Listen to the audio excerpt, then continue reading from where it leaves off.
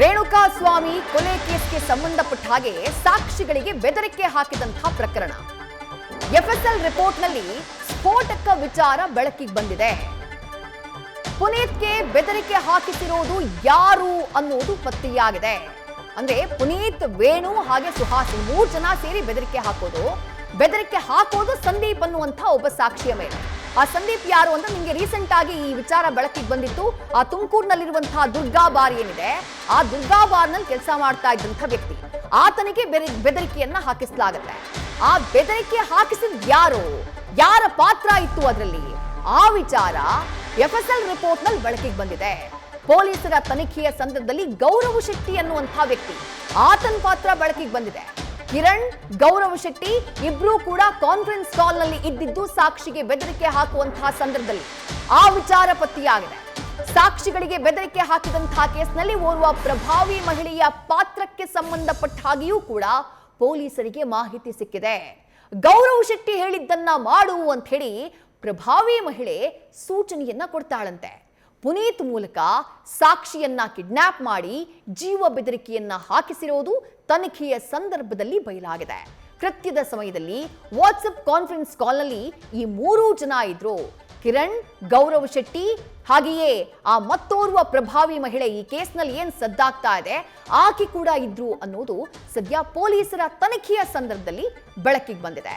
ಪುನೀತ್ ಈ ಪ್ರಕರಣದಲ್ಲಿ ದರ್ಶನ್ ಕೇಸ್ ಏನಿದೆ, ರೇಣುಕಾ ಸ್ವಾಮಿ ಕೇಸ್ ಏನಿದೆ, ಆ ಕೇಸ್ನಲ್ಲಿ ಈತ ಕೂಡ ಓರ್ವ ಸಾಕ್ಷಿ. ಈತನನ್ನ ಸಾಕ್ಷಿಯಾಗಿ ಪರಿಗಣಿಸಲಾಗಿದೆ. ಇದೇ ಸಾಕ್ಷಿ ಮತ್ತೊಂದು ಸಾಕ್ಷಿಗೆ ಬೆದರಿಕೆ ಹಾಕುವಂತಹ ಕೇಸ್ನಲ್ಲಿ ಈತನ ಇನ್ವಾಲ್ವ್ಮೆಂಟ್ ಇತ್ತು. ಆದ್ರೆ ಆವತ್ತು ಸಂದೀಪ್ನನ್ನ ಕಿಡ್ನಾಪ್ ಮಾಡಿ ಯಾರ್ಯಾರು ಕಾನ್ಫರೆನ್ಸ್ ಕಾಲ್ ನಲ್ಲಿ ಮಾತನಾಡಿದ್ರು ಅನ್ನೋ ಬಗ್ಗೆ ಒಂದಿಷ್ಟು ಪ್ರಶ್ನೆಗಳಿತ್ತು. ಅದಕ್ಕೆ ಸಂಬಂಧಪಟ್ಟ ಹಾಗೆ ಎಫ್ಎಸ್ಎಲ್ ರಿಪೋರ್ಟ್ ನಲ್ಲಿ ಉತ್ತರ ಸಿಕ್ಕಿದೆ. ಅದನ್ನ ಡೀಟೇಲ್ ಆಗಿ ನೋಡ್ತಾ ಹೋಗೋಣ. ರೇಣುಕಾ ಸ್ವಾಮಿ ಕೊಲೆ ಕೇಸ್ನಲ್ಲಿ 49ನೇ ಸಾಕ್ಷಿ ಈ ಸಂದೀಪ್. ಆಗ್ಲೇ ಹೇಳಿದಂತೆ ತುಮಕೂರಿನ ದುರ್ಗಾ ಬಾರ್ನ ಸಿಬ್ಬಂದಿ ಈತನಿಗೆ ಜೀವ ಬೆದರಿಕೆಯನ್ನ ಹಾಕಲಾಗಿತ್ತು. ನನಗೆ ಜೀವ ಬೆದರಿಕೆ ಹಾಕಲಾಗಿದೆ ಅಂತ ಹೇಳಿ ಕೋರ್ಟ್ ನಲ್ಲಿ 49ನೇ ಸಾಕ್ಷಿ ಸಂದೀಪ್ ಆತ ಹೇಳಿಕೆಯನ್ನ ಕೊಟ್ಟಿದ್ದ. ಆತ ಅಂಥದ್ದೊಂದು ಸ್ಟೇಟ್ಮೆಂಟ್ ಅನ್ನ ಕೊಡ್ತಾ ಇದ್ದ ಹಾಗೆ ಕೋರ್ಟ್ ಇದನ್ನ ಬಹಳ ಗಂಭೀರವಾಗಿ ಪರಿಗಣಿಸುತ್ತೆ. ಕೇಸ್ ಮಾಡಿ ಆರೋಪಿಗಳನ್ನ ಬಂಧಿಸುವುದಕ್ಕೆ ಸೂಚನೆ ಕೊಡುತ್ತೆ. ಅದಾದ ನಂತರ ಪೊಲೀಸರು ರೇಣುಕಾ ಸ್ವಾಮಿ ಕೊಲೆ ಕೇಸ್ನಲ್ಲಿ ಖುದ್ದು ಸಾಕ್ಷಿಯಾಗಿರುವಂತಹ ಮತ್ತೋರ್ವ ಪುನೀತ್ ಹಾಗೆ ಇನ್ನಿಬ್ಬರು ಆತನ ಸ್ನೇಹಿತರು ಸುಹಾಸ್ ಹಾಗೆ ವೇಣು, ಆ 3 ಜನರನ್ನ ಬಂಧನ ಮಾಡುವಂತಹ ಕೆಲಸವನ್ನ ಮಾಡ್ತಾರೆ. ದರ್ಶನ್ ಕುಟುಂಬಕ್ಕೆ ಅತ್ಯಾಪ್ತ ಈತ, ಪ್ರಕರಣದ ಪ್ರಮುಖ ಸಾಕ್ಷಿಯಾಗಿದ್ದ ಈ ಪುನೀತ್, ಇದೀಗ ಪುನೀತ್ ಹಿಂದೆ ಓರ್ವ ಪ್ರಭಾವಿ ಮಹಿಳೆ ಇರುವುದು ಪತ್ತೆಯಾಗಿದೆ. ಅಂದ್ರೆ ಆತನ ಕೈಯಲ್ಲಿ ಪ್ರಭಾವಿ ಮಹಿಳೆ ಈ ಕೆಲಸವನ್ನ ಮಾಡಿಸಿದ್ದಾಳೆ ಅನ್ನೋದು ಈಗಿರುವಂತಹ ಆರೋಪ. ಆ ಮಹಿಳೆಯೇ ಗೌರವ್ ಶೆಟ್ಟಿ ಹಾಗೆ ಕಿರಣ್ ಅನ್ನುವವರ ಮೂಲಕ ಸಂದೀಪ್ಗೆ ಬೆದರಿಕೆ ಹಾಕಿಸಿರುವುದು ಗೊತ್ತಾಗಿದೆ. ಗೌರವ್ ಶೆಟ್ಟಿ ಹಾಗೆ ಕಿರಣ್ ಕಾಲ್ನಲ್ಲಿ ಇದ್ಕೊಂಡು ಪುನೀತ್ ಹಾಗೆ ಟೀಮ್ಗೆ ಗೈಡ್ ಅನ್ನ ಮಾಡುವಂತಹ ಕೆಲಸ, ಅವರಿಗೆ ಮಾರ್ಗದರ್ಶನವನ್ನ ಕೊಡುವಂತಹ ಕೆಲಸವನ್ನ ಮಾಡ್ತಾ ಇದ್ರು. ಪುನೀತ್ ಮೂಲಕ ಮೊದಲು ಸಾಕ್ಷಿ ಸಂದೀಪ್ ಆತನನ್ನ ಕಿಡ್ನಾಪ್ ಮಾಡಿಸ್ತಾರೆ, ಮಾತನಾಡೋಕಿದೆ ಬಾ ಅಂತ ಹೇಳಿ ಕರ್ಕೊಂಡು ಹೋಗ್ತಾರೆ. ಅದಾದ ನಂತರ ಕಾರಲ್ಲಿ ಕೂರಿಸಿ ನಾವು ಹೇಳ್ದಂಗ್ ಮಾಡು ಅಂತ ಹೇಳಿ ಜೀವ ಬೆದರಿಕೆಯನ್ನ ಹಾಕಿದ್ದಾರೆ. ತನಿಖೆಯ ಸಂದರ್ಭದಲ್ಲಿ ಇದು ಗೊತ್ತಾಗಿದೆ. ಕೃತ್ಯದ ಸಮಯದಲ್ಲಿ ಅವರು ಯೂಸ್ ಮಾಡಿದ್ದೇನು, ಕಾಲಲ್ಲಿ ಮಾತನಾಡಿದ ಹೇಗೆ ಅಂದ್ರೆ ವಾಟ್ಸ್ಆಪ್ ಕಾನ್ಫರೆನ್ಸ್ ಕಾಲ್ನ ಮೂಲಕ 3 ಜನ ಆ ಕಾಲ್ನಲ್ಲಿದ್ರು. ವಾಟ್ಸ್ಆಪ್ ಕಾಲ್ನಲ್ಲಿ ಮಾತನಾಡಿದ್ದು ಕಿರಣ್ ಹಾಗೆ ಗೌರವ್ ಶೆಟ್ಟಿ ಅನ್ನುವುದನ್ನ ತನಿಖೆಯ ಸಂದರ್ಭದಲ್ಲಿ ಪೊಲೀಸರು ಪತ್ತೆ ಮಾಡಿದ್ದಾರೆ. ಆದ್ರೆ ಅದಕ್ಕೂ ಮುನ್ನ ಪುನೀತ್ಗೆ ಆ ಪ್ರಭಾವಿ ಮಹಿಳೆ ಕಾಲ್ ಮಾಡಿದ್ರಂತೆ. ಗೌರವ್ ಶೆಟ್ಟಿ ಹೇಳಿದ್ದನ್ನ ಮಾಡು ಅಂತ ಹೇಳಿ ಸಾಕ್ಷಿ ಪುನೀತ್ಗೆ ಸೂಚನೆಯನ್ನ ಕೊಡುವಂತಹ ಕೆಲಸವನ್ನ ಆ ಪ್ರಭಾವಿ ಮಹಿಳೆ ಮಾಡಿದ್ದಾರೆ.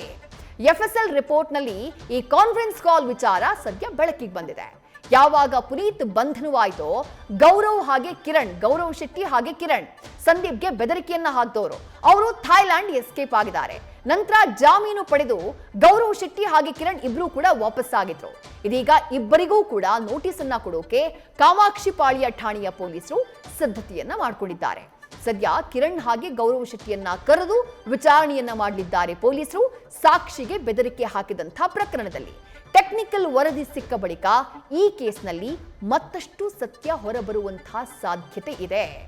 ಆ ಪ್ರಭಾವಿ ಮಹಿಳೆಯ ಪಾತ್ರ, ಪುನೀತ್ಗೆ ಆಕೆ ಕೊಟ್ಟಂತಹ ಸ್ಪಷ್ಟ ಸೂಚನೆ ಏನು, ಆಕೆ ಯಾವ ಉದ್ದೇಶಕ್ಕಾಗಿ ಇದನ್ನ ಮಾಡಿದ್ರು, ದರ್ಶನ್ರನ್ನ ಬಚಾವ್ ಮಾಡೋದಕ್ಕ ಅಥವಾ ಈ ಕೇಸ್ ಮತ್ತಷ್ಟು ಸಂಕಷ್ಟಕ್ಕೆ ದರ್ಶನ್ ಸಿಕ್ಕಾಕೊಳ್ಳಿ ಅನ್ನುವಂತಹ ಕಾರಣಕ್ಕ, ಇದು ಇರುವಂತಹ ಅನುಮಾನ.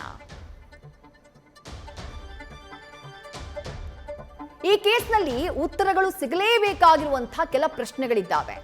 ಮೊದಲ ಪ್ರಶ್ನೆ, ಸಾಕ್ಷಿಗೆ ಬೆದರಿಕೆ ಹಾಕಿದಂಥ ಆ ಪ್ರಭಾವಿ ಮಹಿಳೆ ಯಾರು? ಆಕೆಯ ಉದ್ದೇಶ ಏನಾಗಿತ್ತು? ಆಕೆ ಯಾವ ಕಾರಣಕ್ಕಾಗಿ ಈ ಕೇಸ್ನಲ್ಲಿ ಇನ್ವಾಲ್ವ್ ಆಗಿದ್ದಾರೆ?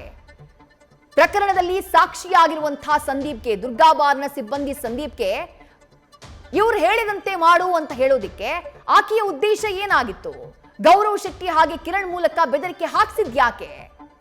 ಇದು ಮೂಲಭೂತವಾಗಿ ಕಾಡ್ತಾ ಇರುವಂತಹ ಪ್ರಶ್ನೆ. ಮತ್ತೊಂದು ಪ್ರಶ್ನೆ ಏನು, ಆರೋಪಿ ದರ್ಶನ್ಗೆ ಆ ಪ್ರಭಾವಿ ಮಹಿಳೆ ಆಪ್ತೆಯಾ? ಇದು ಬಲವಾಗಿ ಕಾಡ್ತಾ ಇರುವಂತಹ ಅನುಮಾನ.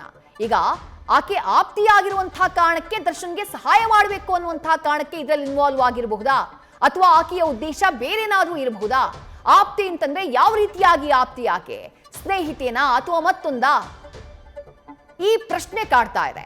ಮೂರನೇ ಪ್ರಶ್ನೆ ಏನು, ದರ್ಶನ್ಗೂ ಆ ಮಹಿಳೆಗೂ ಇರುವಂತಹ ಲಿಂಕ್ ಏನು? ಯಾವ ರೀತಿಯಾದಂತಹ ಕನೆಕ್ಷನ್? ಎಷ್ಟು ವರ್ಷಗಳ ಕನೆಕ್ಷನ್? ಏನ್ ಸಂಬಂಧ ಇವರಿಬ್ಬರ ಮಧ್ಯೆ? ಆಕೆ ಯಾಕೆ ಈ ಕೇಸ್ನಲ್ಲಿ ಇನ್ವಾಲ್ವ್ ಆಗುವಂತಹ ಪ್ರಯತ್ನವನ್ನ ಮಾಡಿದ್ದಾರೆ?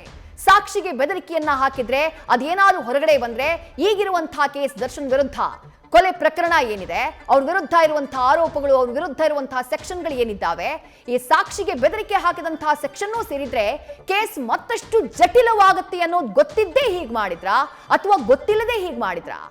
ಯಾರ ಸೂಚನೆಯ ಮೇರೆಗೆ ಬೆದರಿಕೆಯಲ್ಲಿ ಮಹಿಳೆ ಭಾಗಿಯಾಗಿದ್ದಾರೆ? ಈ ಪ್ರಭಾವಿ ಮಹಿಳೆ ಖುದ್ದು ಅವರಾಗಿ ಈ ಕೇಸ್ನಲ್ಲಿ ಇನ್ವಾಲ್ವ್ ಆದ್ರ ಅಥವಾ ಯಾರದ್ದಾದ್ರೂ ಸೂಚನೆಯ ಮೇರೆಗೆ ಈ ಕೇಸ್ನಲ್ಲಿ ಆಕೆ ಇನ್ವಾಲ್ವ್ ಆಗಿದ್ದಾರಾ? ಈ ಪ್ರಶ್ನೆಯೂ ಇದೆ. ಮತ್ತು ಒಂದು ಪ್ರಶ್ನೆ ಏನು, ಮಹಿಳೆ ಹಿಂದೆ ಬೇರೆ ಯಾರಾದ್ರೂ ಇದ್ದಾರಾ? ಇದ್ರೆ ಯಾರು? ಯಾವ ಕಾರಣಕ್ಕಾಗಿ? ಬೇರೆ ಯಾರಾದ್ರೂ ಇದ್ದಾರ ಅಂತಂದ್ರೆ ಯಾರೋ ಸೂಚನೆಯನ್ನ ಕೊಟ್ಟಿರ್ಬೇಕು, ಇದನ್ನ ಹ್ಯಾಂಡಲ್ ಮಾಡಿ ಅಂತ ಹೇಳಿ. ಯಾರು ಹ್ಯಾಂಡಲ್ ಮಾಡಿ ಅಂತ ಸೂಚನೆ ಕೊಟ್ಟಿರ್ತಾರೆ? ಅಥವಾ ಮಹಿಳೆ ಖುದ್ದು ತಾವೇ ಇನ್ವಾಲ್ವ್ ಆಗಿದ್ದಾರೆ ಅಂತಂದ್ರೆ ಆಕೆಗೂ ದರ್ಶನ್ಗೂ ಏನ್ ಸಂಬಂಧ? ಅಂಥ ಆಪ್ತತೆ ಏನು? ಸಹಜವಾಗಿ ಮೂಡುವಂತಹ ಪ್ರಶ್ನೆಗಳು. ದರ್ಶನ್ರನ್ನ ಬಚಾವ್ ಮಾಡೋದು ಇವ್ರ ಉದ್ದೇಶನ ಅಥವಾ ದರ್ಶನ್ ಮತ್ತಷ್ಟು ಸಂಕಷ್ಟದಲ್ಲಿ ಸಿಕ್ಕಾಕೊಳ್ಳಿ ಅನ್ನುವಂತಹ ಕಾರಣಕ್ಕಾಗಿ ಇದನ್ನ ಸಿದ್ಧಪಡಿಸಲಾಗ್ತಾ ಇದೆಯಾ? ಪ್ಲಾಟ್ಗಳನ್ನ ಸಿದ್ಧಪಡಿಸಲಾಗ್ತಾ ಇದೆಯಾ?